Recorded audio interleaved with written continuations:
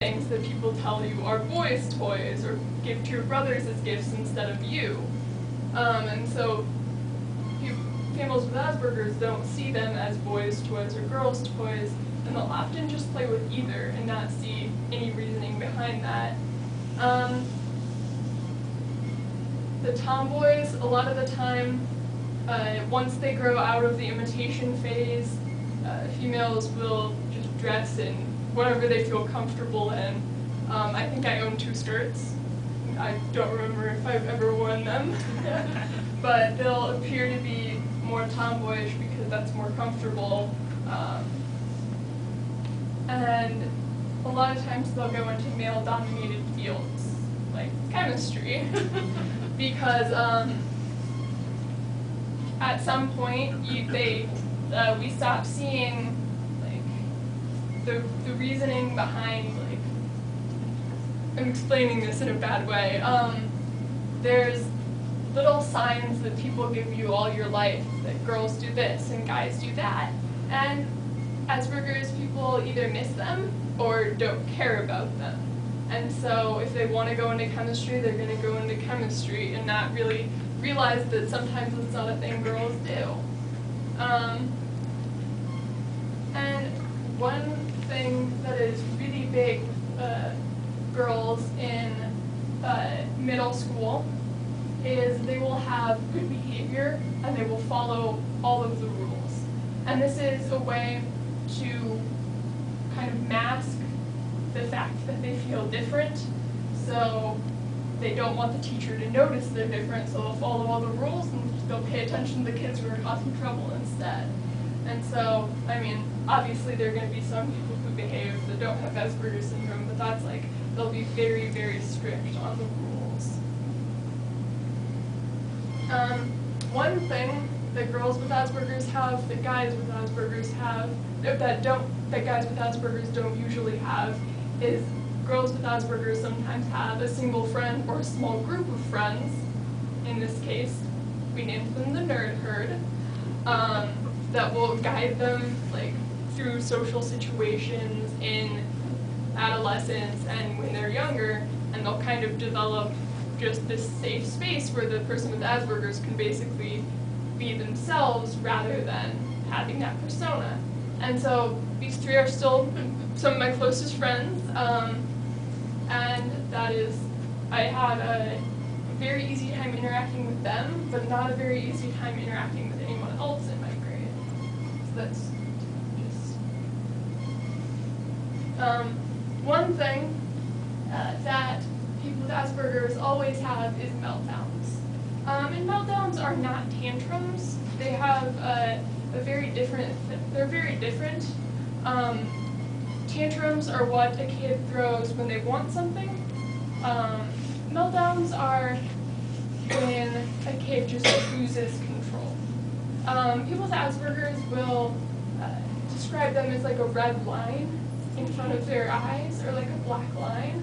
And so they don't really have any control of what they're doing in that stage. And in tantrums, you can give the kid what they want and they stop crying. In meltdowns, you can't do that because it's not thrown over a specific event. With Asperger's, there's sensory integration disorder. People can have sensory integration disorder without Asperger's, but they can't have Asperger's without sensory integration disorder.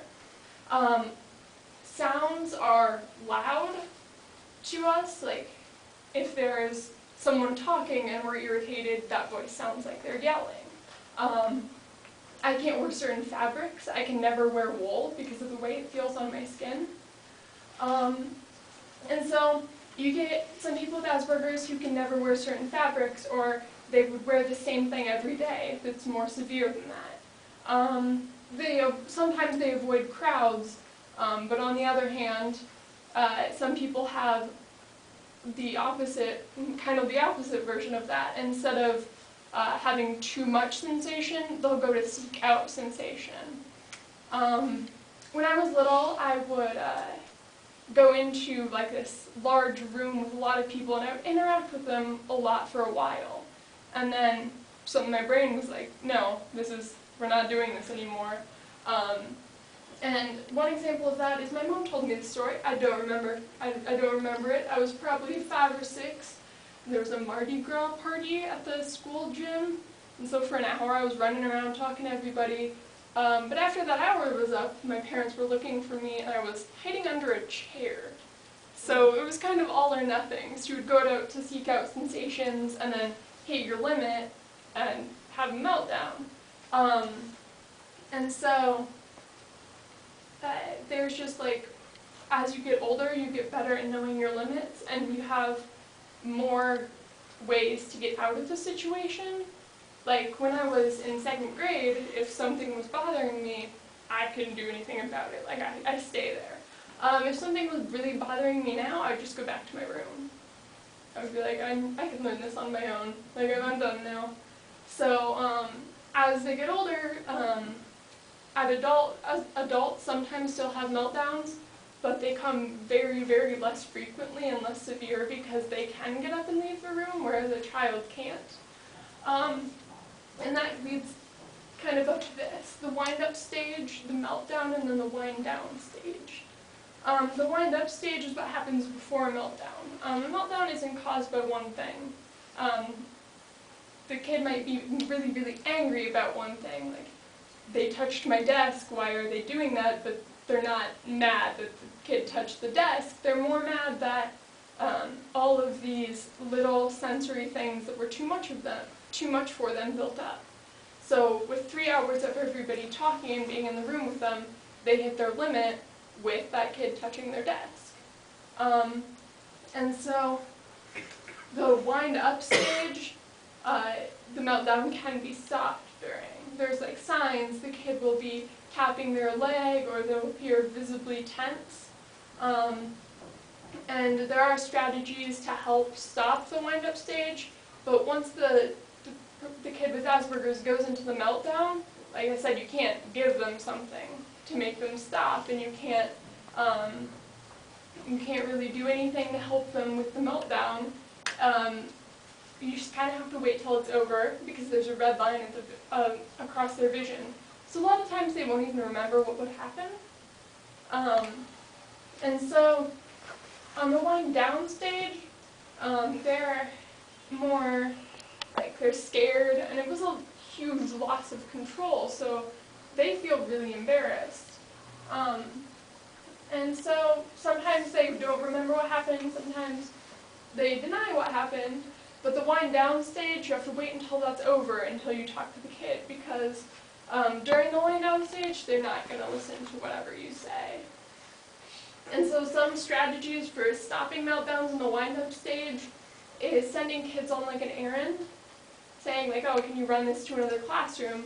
And just the certain act of them leaving the classroom, leaving the stressful situation, will often diffuse the meltdown.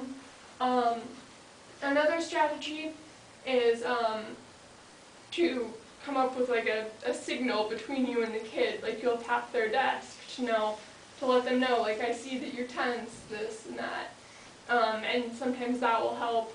One thing that we set up when I was in school, when I was younger, I think probably about 3rd grade, we would have a space in the principal's office that if I was feeling stressed, I could go there.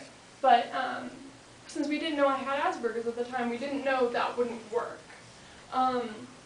People with Asperger's, as children, often don't know how to describe their own emotional state, or like they don't even know what they're feeling or when they'll hit their limit. So I would never be able to get up and say, if I don't go now, I'll get angry. I just would get angry. And so a better way to have done that would be, say, every day at this time when you start feeling stressed, you come, say, here for 30 minutes. Because then the child with Asperger's gets the time alone and does not have to advocate for themselves. And so there's more strategies, but I figure if you have a student with Asperger's, you can Google it, you know. Yep. And those are my notes. So I just kind of had a short presentation.